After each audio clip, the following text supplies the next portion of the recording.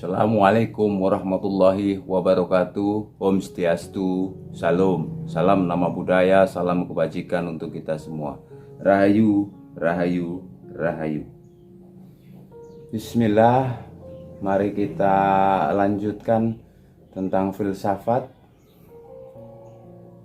Sekarang kita masuk di sesi filsafat moral. Setelah dari Barat, dari Islam, malam ini kita sampai ke Jawa. Yo, karena saya orang Jawa, ngertinya referensi Jawa. Sebenarnya akan sangat bagus kalau di antara teman-teman yang ada sekali-kali volunteer untuk membahas tentang filsafat sesuai daerahnya masing-masing. Yang nggak harus Jawa, ya kan lebih pas putra daerah sendiri yang menyampaikan. Nanti saya tak coba mendengar, ya sekali-kali biar kita juga menambah wawasan. Saya juga kepengen ngerti, pasti banyak mutiara-mutiara, khasanah-khasanah, wawasan-wawasan, hikmah-hikmah dari daerah-daerah selain Jawa. Mungkin ada yang cocok, mungkin ada yang nggak cocok, ya monggo. Ya filsafat ini kan ibaratnya kayak makan gado-gado. Kalau nggak suka lontongnya, ya lontongnya disingkirkan. Nggak suka tahunya, ya tahunya disingkirke. Nggak suka kolnya, ya kolnya disingkirkan. Kan gitu. Jadi ada yang cocok, ada yang nggak cocok, nggak masalah. Wong ini kan kita memulung hikmah itu kan sesuai kehidupan, sesuai historisitas kita masing-masing. Ada yang kalau belajar Jawa-Jawa itu ngantuk, boseni. Belajar Barat itu bergairah. Ada yang kalau belajar Barat nggak suka, tapi belajar Jawa tersentuh. Pokoknya carilah dari semua yang membuatmu tersentuh, kemudian hidupmu jadi lebih baik. Caranya begitu, nggak harus melihat bungkusnya, atributnya, apakah itu Jawa, apakah itu Islam, apakah itu Barat. Karena sumbernya hikmah itu hanya satu, yaitu Allah.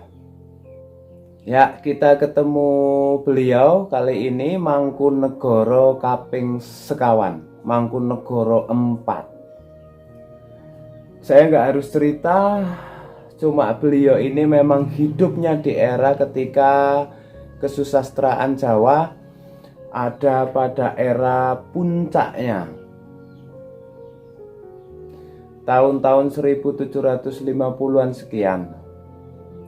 Kalau dihitung-hitung sekitar 120-an tahun.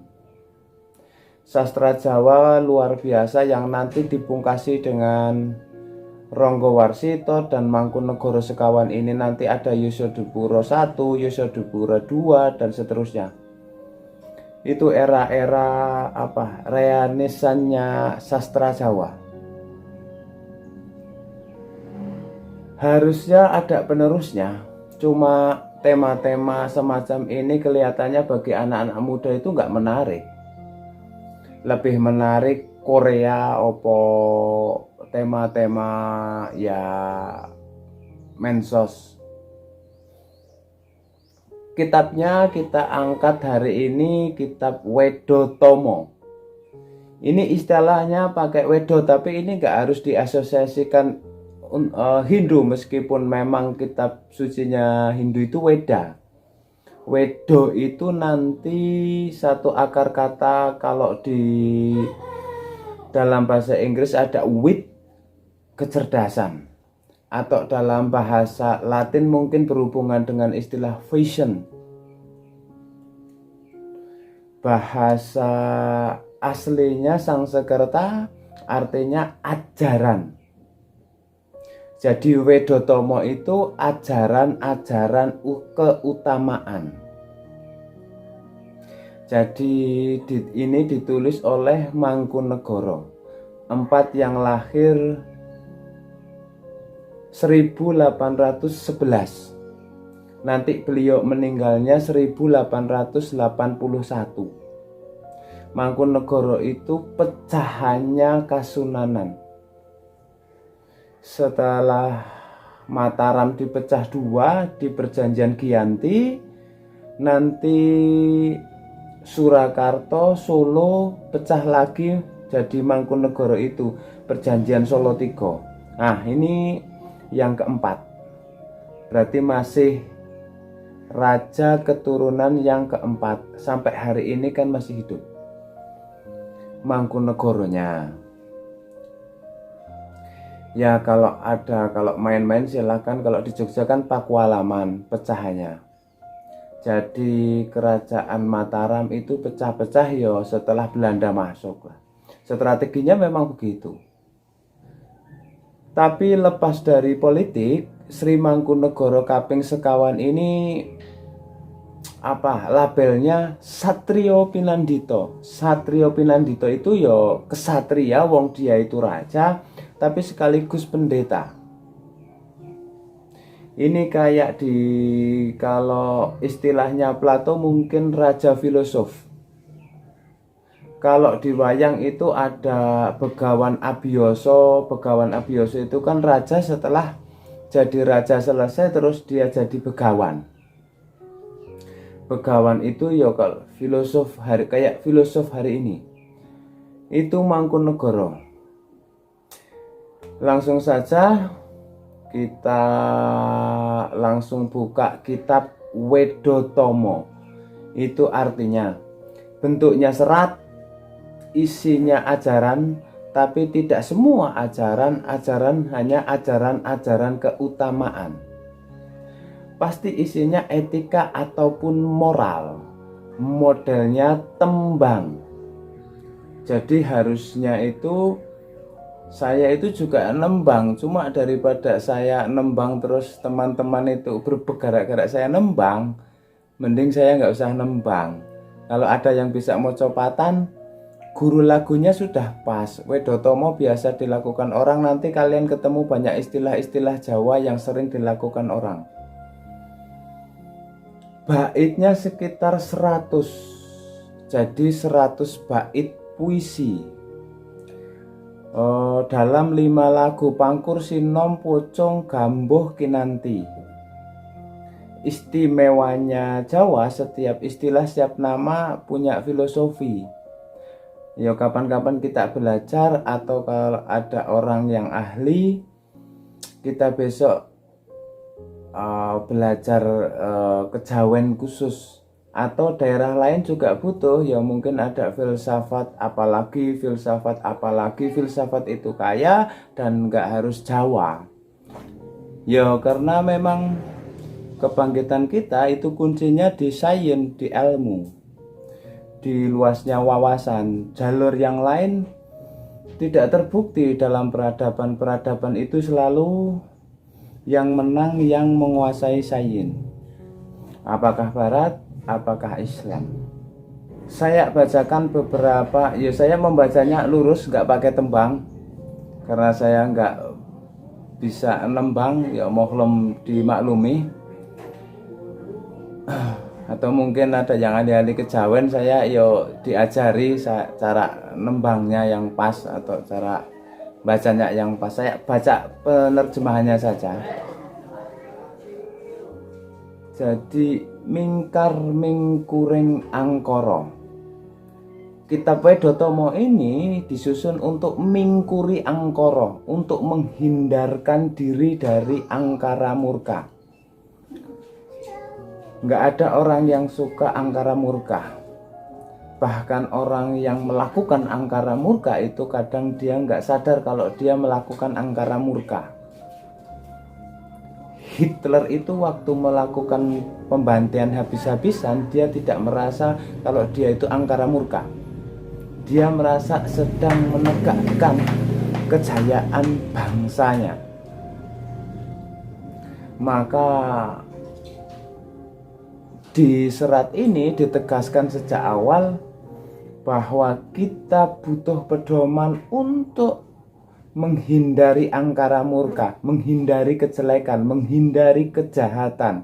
tidak menanggulangi. Kalau menanggulangi itu bahaya. Menanggulangi itu berarti kita harus ngalami dulu kejahatan itu dan efeknya besar. Maka ayo dipingkuri dulu, kita cegah. Sebab ingin mendidik putra agarono karena mardisiwi.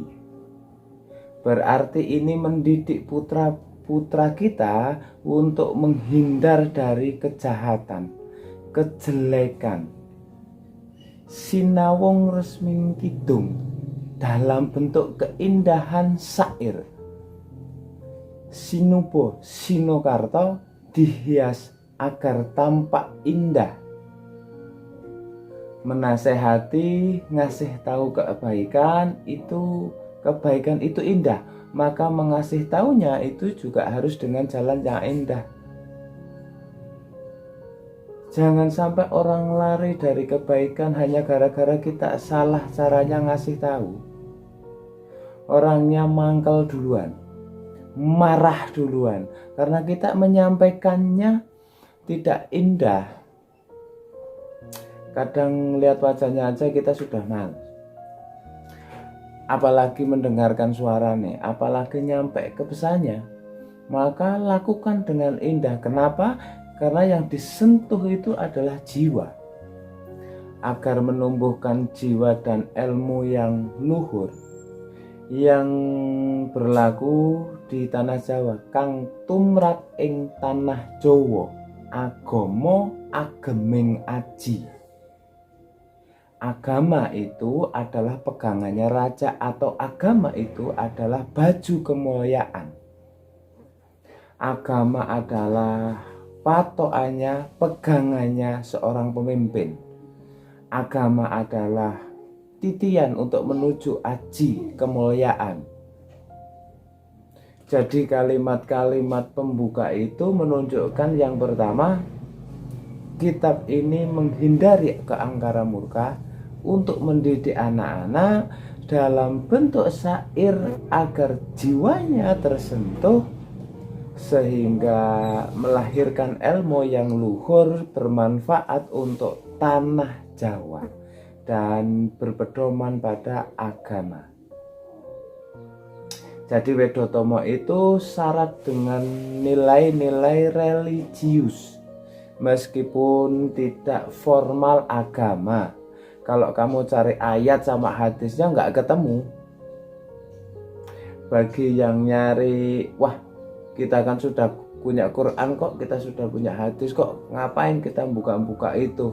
Kan selalu ada yang begitu. Iya, cuma tersentuhnya jiwa itu jalurnya itu banyak. Kadang-kadang kita itu yang tiap hari sudah baca Quran, tiap hari baca hadis, mungkin karena saking apale nggak tersentuh. Justru tersentuh itu ketika kita jalan-jalan, menjelajahi khasanah yang lain. Kadang-kadang kita tersentuh, iya ya, berarti ini baik, sama seperti Al-Quran. Tapi baca Al-Quran sendiri nggak tergetar kita, karena mungkin ya kita kadang-kadang karena sudah terlalu akrab, terlalu biasa. Jadi kan kita sering ya lihat Qurannya, tapi yo iya sih bener, nggak ada yang salah yang diomongkan, cuma jiwa kita ini kan kadang butuh sentuhan yang berbeda untuk menggugah. Kalau tiap hari digugah hal yang sama kan lama-lama kan nggak tergugah. Kalian menyalakan waker kalau pagi itu, pertama nyala itu kaget mesti, wah cepet-cepet dimatikan terus tidur lagi. Mungkin lama-lama waker ini berbunyi, kalian nggak, kalian sudah ngerti, melek-melek sedikit, waker nggak masalah, masih jam 3, mesti gitu. Sentuhannya itu beda, mungkin perlu strategi yang lain untuk bangun. Itu kepandaiannya para ulama zaman dulu, termasuk para sastrawan, para penyair. Jadi mereka menggunakan multimedia, bukan multimedia kayak hari ini. Kalau hari ini kan medsos. Multimedianya kalau dulu ya syair, tembang, serat. Nilai-nilainya itu sangat religius tanpa harus menyebut ada Qur'annya apa ada hadisnya. Tapi sudah sangat Qur'ani dan sudah sangat hadis, sangat cocok dengan sunnah. Targetnya kemana? Olah rasa, olah rasa, olah rohani. Jadi nanti di bait-bait selanjutnya disebutkan apa sih tujuan kita dengan nulis kitab ini, untuk anulah lantiping kolbu. Itu tugas nomor 1. Mempertajam rasa. Terus kalau sudah rasanya tajam, itu dipraktekkan. Prakteknya apa? Bengkas kahardaning driya supaya dadiya utami. Menyingkirkan hawa nafsu, terus jadi manusia yang utama, yang berbudi luhur. Tanikaning rasa, bukan orang yang lemah budinya dan tumpul perasaannya.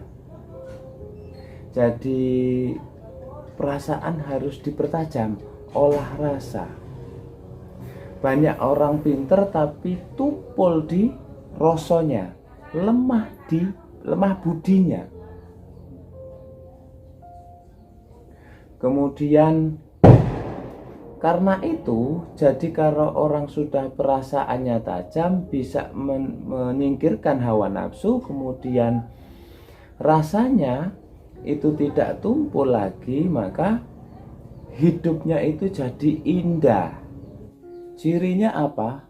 Wesem-sem rehaning samung, terpesona kehidupan rohani.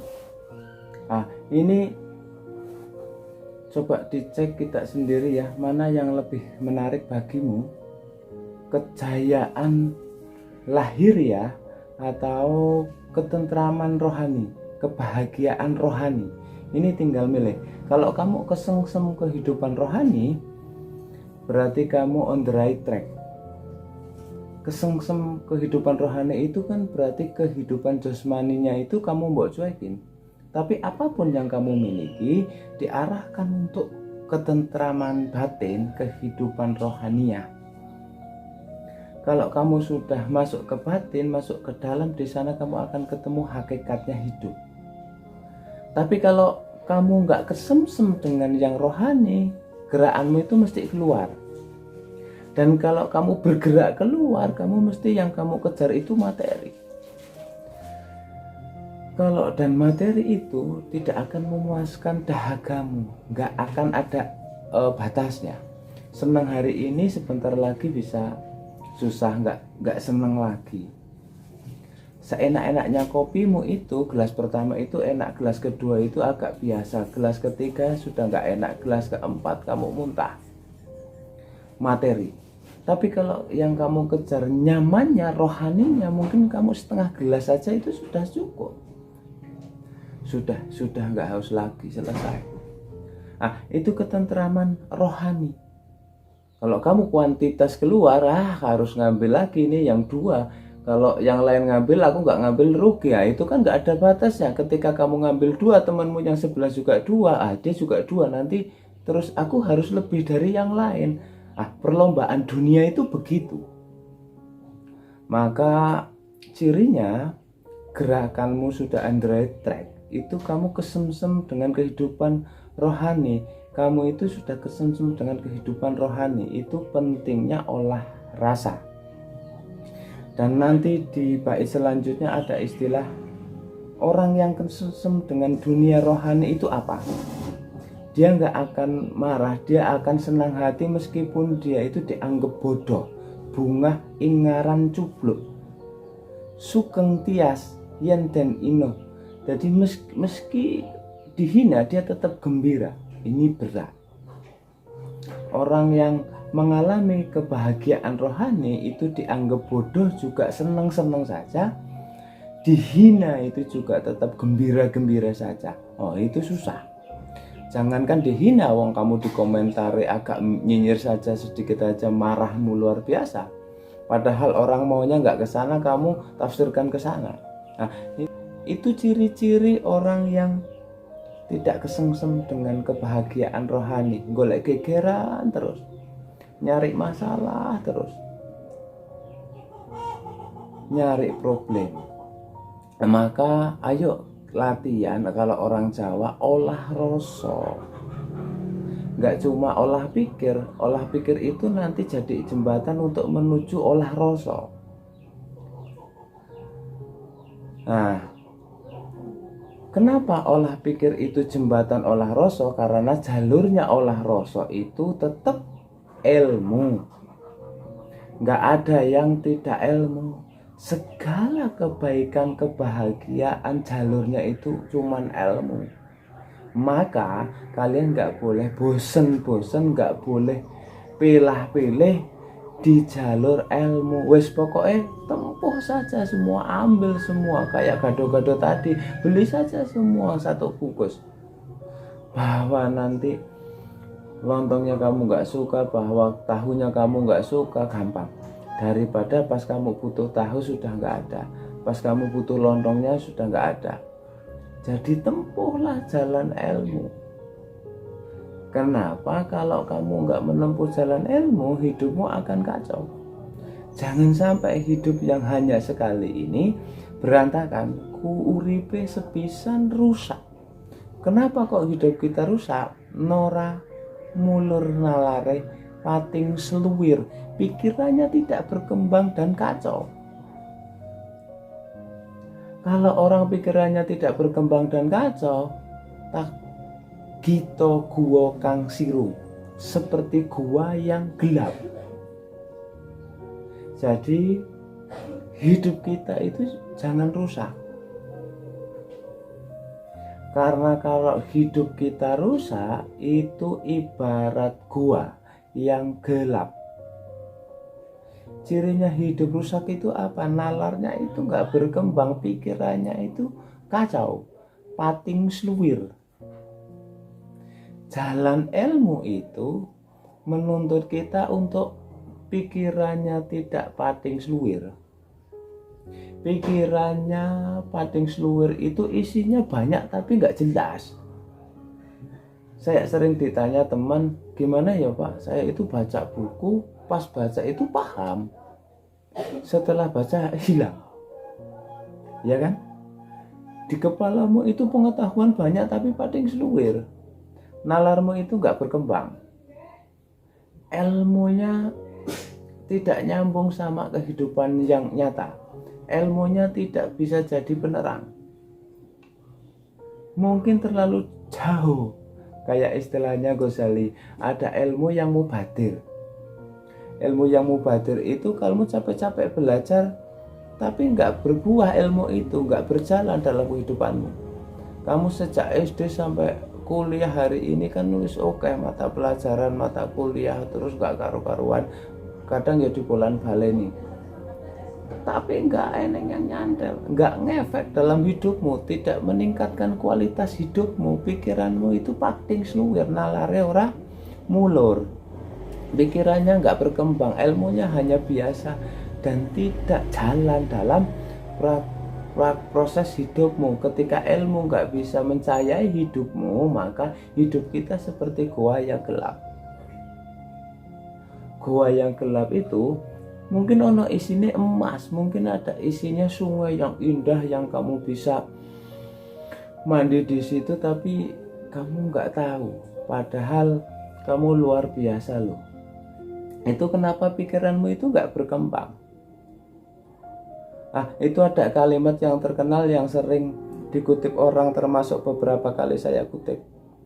Ngelmu iku kelakone kanthi laku.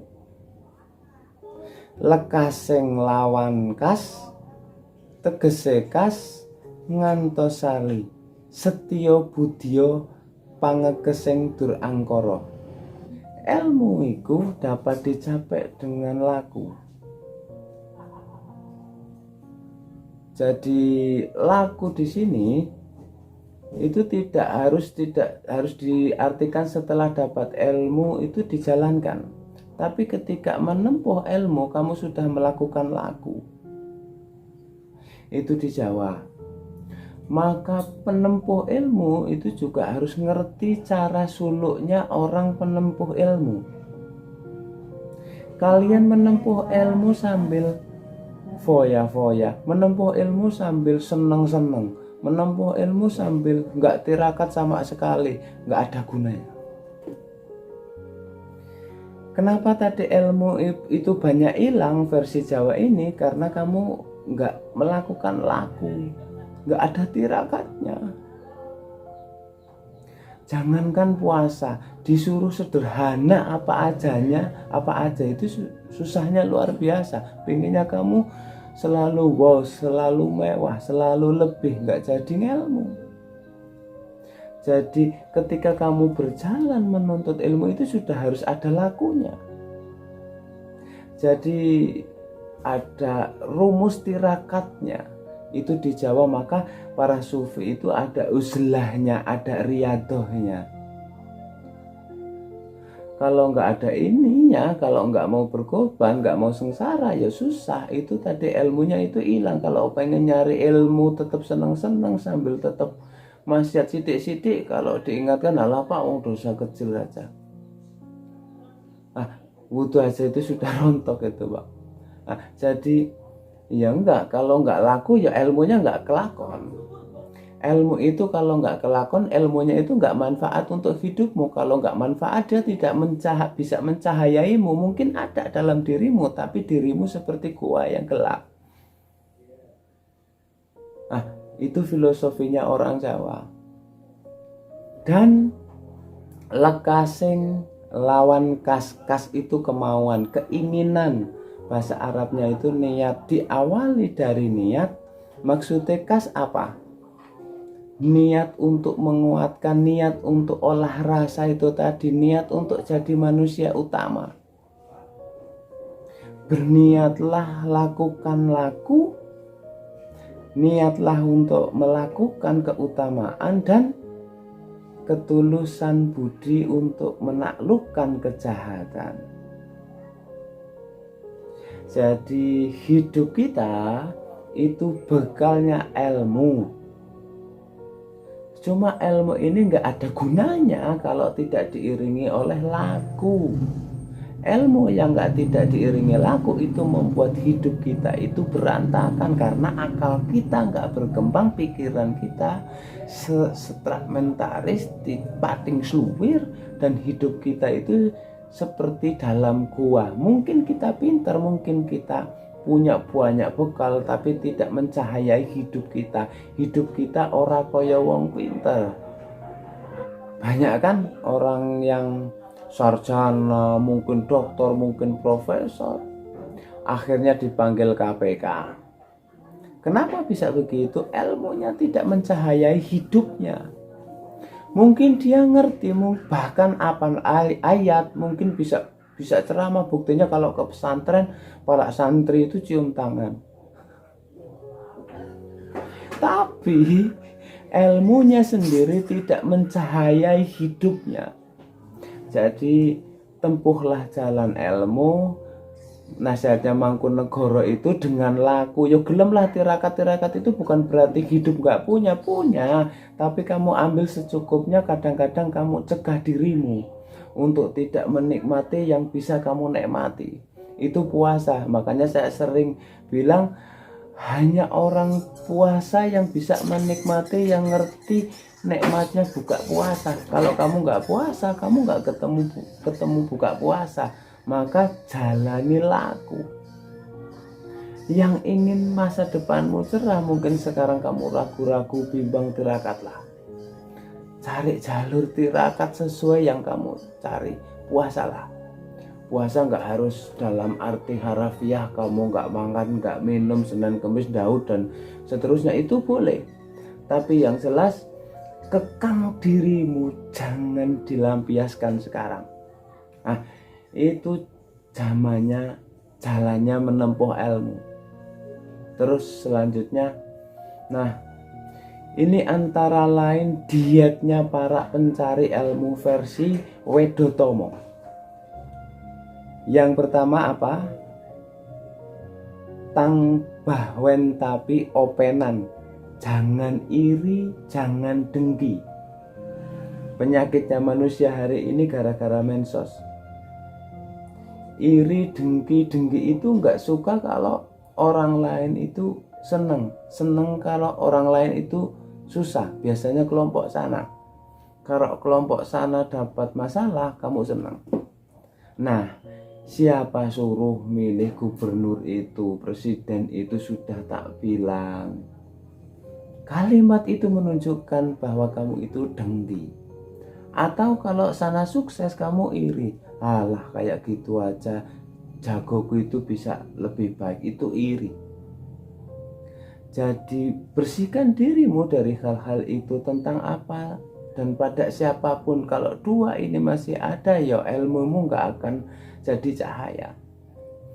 Iri, dengki, terus tantanasten, gak gampang ngamuk. Kalau dikritik orang, diingatkan orang, atau ada yang gak cocok sama kebenaran yang kamu yakini, jangan cepet-cepet ngamuk dong. Jangan panasan. Hari ini kan kita gampang panas. Biasanya kalau kita meyakini sesuatu benar, terus orang lain gak cocok sama kita, itu biasanya kita itu panas ya, meskipun ekspresi panasnya itu macam-macam. Tapi guru yang sudah menang melawan dunia, Sarjono Kang Martati, ikuti. Cari kalau ada itu, ikuti. Yang jelas bukan saya. Ini juga usikum wa nafsi.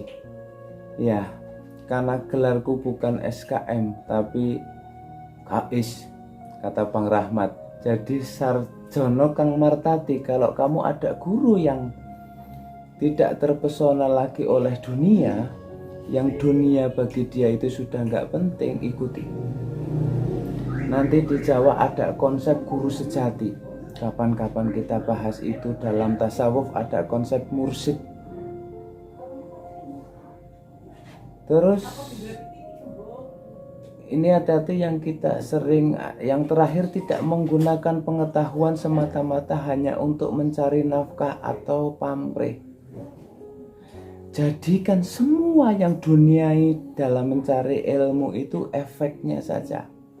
Kawruhi kinaryomu poyo kasulaning melek.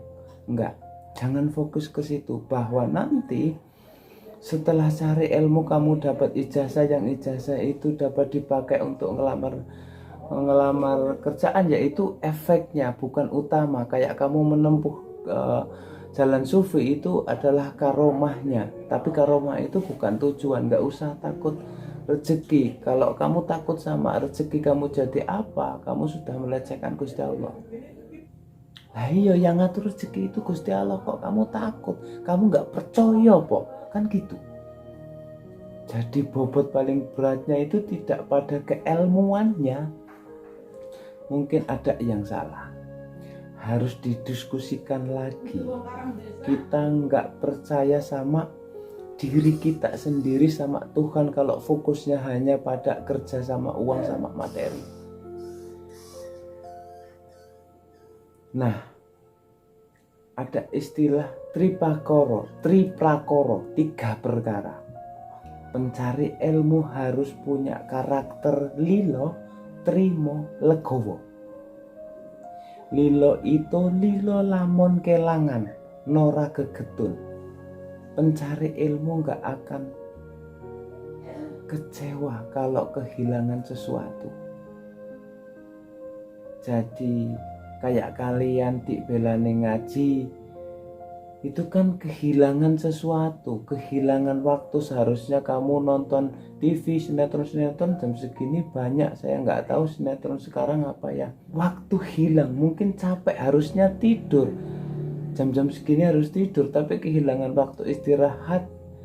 Tapi kenapa lilo? Demi apa? Demi ilmu. Harus punya watak lilo. Beli buku, nggak masalah. Kehilangan sesuatu, kehilangan duit untuk beli buku. Semakin eksoteris, semakin masuk dalam sejarah, dalam empiris, dalam dunia nyata, semakin banyak perbedaan. Tapi semakin eksoteris, semakin menyatu. Semakin kerohani, semakin menyatu. Dan rohani, menghidupkan rohani itu apa? Berarti hidup secara spiritual. Mungkin kita bingung, apa sih spiritual itu? Spiritualitas itu yang pertama, cirinya spiritualitas itu kayak tadi, nyari kesamaan. Kalau agama kebalikannya, agama nyari perbedaan. Siapa mukmin, siapa kafir. Terus spiritualitas itu cenderung lebih inklusif. Agama macam-macam pasti secara esoteris itu spiritualitas yang isinya mirip-mirip. Ahli hukum Islam dengan ahli hukum Kristen mungkin rukun susah, tapi mistikus Muslim, mistikus Kristen itu wawasannya bisa mudah ketemu. Karena memang coraknya spiritualitas itu inklusif, terbuka. Terus kalau spiritualitas itu biasanya titik tekannya pada eksperiensial, pengalaman, keagamaan, penghayatan kita atas agama, bukan teori. Jadi yang sering jadi konflik itu benturan antara teori. Kalau spiritualitas titik tekannya tidak pada teori tapi pada pengalaman.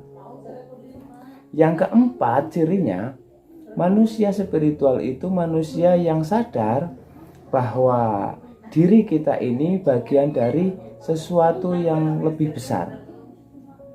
Manusia itu bagian dari alam semesta, mikrokosmos, sementara manusia juga bagian dari hakikat ketuhanan. Nah, itu orang yang punya ideologi ini dalam hidupnya biasanya cenderung hidup secara spiritual, tidak egois. Yang keempat, spiritualitas itu mengakui ada ranah ketuhanan, maka anti metafisika, anti akhirat, anti Tuhan, anti hidup sesudah mati dalam bentuk apapun menunjukkan orang kehilangan spiritualitas, kehilangan metafisika, kehilangan kespiritualitasan. Dan karena spiritualitas itu sifatnya inklusif, maka dia melampaui budaya, melampaui agama. Kata-kata agama harus dipahami sebagai kelembagaannya, institusi ajarannya. Institusi ajaran agama ini, institusi yang namanya agama ini akan kehilangan ruhnya kalau tidak memiliki spiritualitas. Dan sesuatu yang kita sebut spiritualitas itu sifatnya itu esoteris.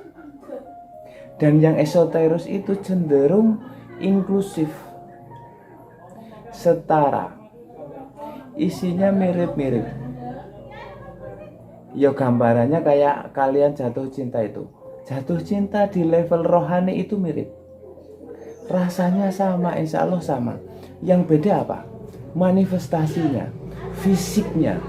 Sama-sama cinta, yang sini rajin say I love you karena romantis, yang sana nggak pernah ngomong. Nah, itu kan manifestasinya.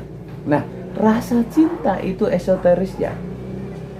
Sementara ekspresi dari cinta itu histori eksoteris.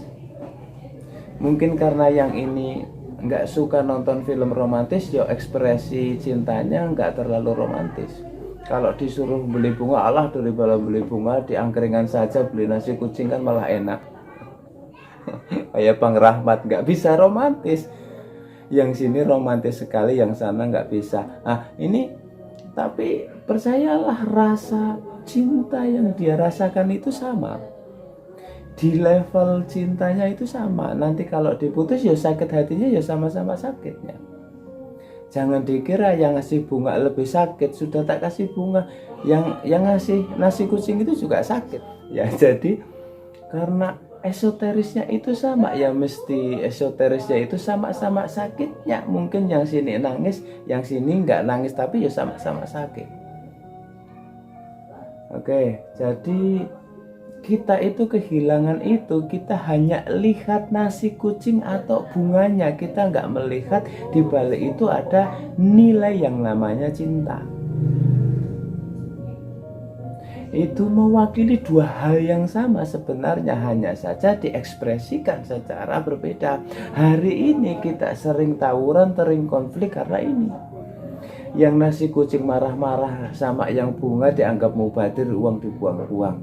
Yang beli bunga marah-marah sama yang nasi kucing, kamu nggak romantis sama sekali, ya kan?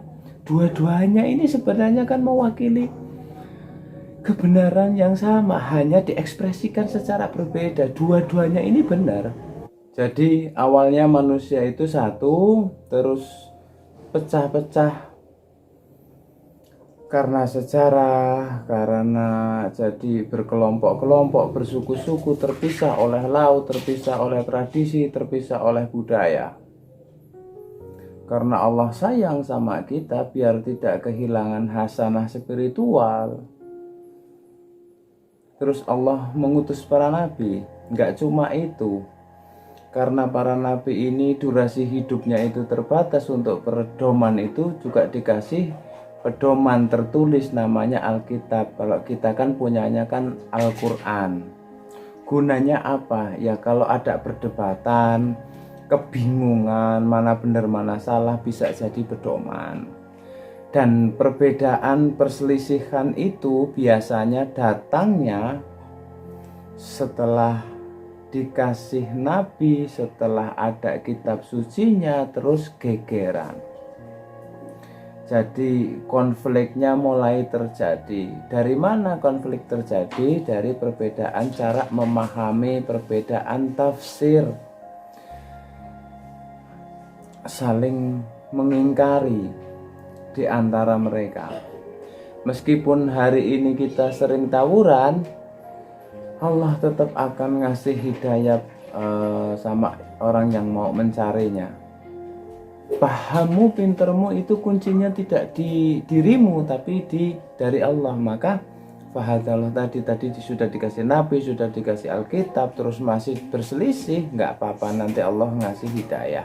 Asal kamu berniat dan sungguh-sungguh memang ingin menjemput hidayah itu. Jadi karena Allah biar jalan kita lurus, Allah yang menunjukkan. Makanya kan dalam Fatihah yang kita baca berpuluh kali dalam sehari itu kan selalu ihdina, beri kami hidayah ya Allah. Kalau dapat hidayah, insya Allah kita akan di jalan yang lurus.